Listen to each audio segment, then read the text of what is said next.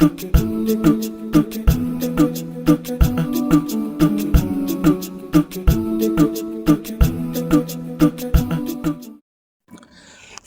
Composition কোর্সে আপনাদের স্বাগতম। আজ আমরা আলোচনা করব ফটো কম্পোজিশনের অন্যতম বেসিক একটি rule, the rule of thirds নিয়ে। এই রুলটি আবিষ্কার করেন জন থমাস স্মিথ। তিনি 1797 সালে তার বই রিমার্ক অফ রুরাল সিনারিতে প্রথম এটি উল্লেখ করেন। সোজা কথায় রুল অফ থার্ডস হলো ছবির ফ্রেমকে দুটি খাড়া লাইন ও দুটি অনুভূমিক লাইন দিয়ে ভাগ করে টোটাল 9টি সমান পার্টে ভাগ করা, যেখানে লাইনগুলোর মধ্যে 4টি ইন্টারসেক্টিং পয়েন্ট রয়েছে। এখন প্রিন্সিপাল হলো ছবির সাবজেক্টকে এসব ইন্টারসেক্টিং পয়েন্ট অথবা লাইন বরাবর প্লেস করতে হবে। ছবির সাবজেক্টকে মাঝ বরাবর বা ডেড সেন্টারে রাখার বদলে এভাবে রাখলে ছবিটি দেখতে অনেক ইন্টারেস্টিং ও আই ক্যাচিং লাগে। আবার আপনি এক পাশে ইন্টারসেক্টিং পয়েন্টে একটি সাবজেক্ট রেখে অপর পাশে ইন্টারসেক্টিং পয়েন্টে অন্য সাবজেক্ট রাখতে পারবেন এই রুল ইউজ করে।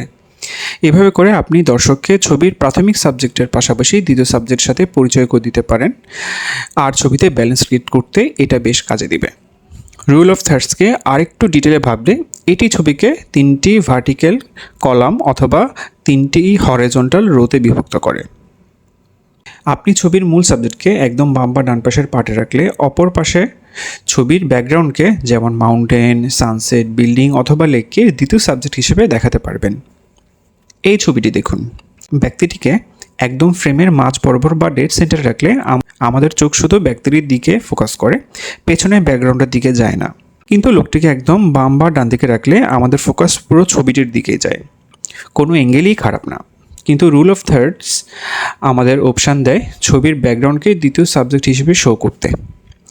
আমরা যদি মানুষকে ছবির সাবজেক্ট বানিয়ে এই টেকনিকে ছবি তুলি, তাহলে আমরা একটি ওয়াইডার পিকচার পাই, যেখানে আমরা সাবজেক্টটি কিসের দিকে তাকিয়ে আছে তা ভালোভাবে শো করতে পারি এবং তা আমাদের ছবিতে একটি স্টোরি টেলিং ভাইব দেয়।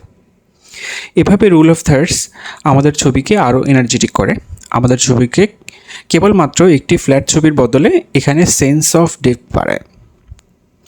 বর্তমানে বেশিরভাগ ক্যামেরা ও স্মার্টফোনের ক্যামেরা অ্যাপে রুল অফ থার্ডসের প্রিসেট রয়েছে গ্রিড লাইন দিয়ে।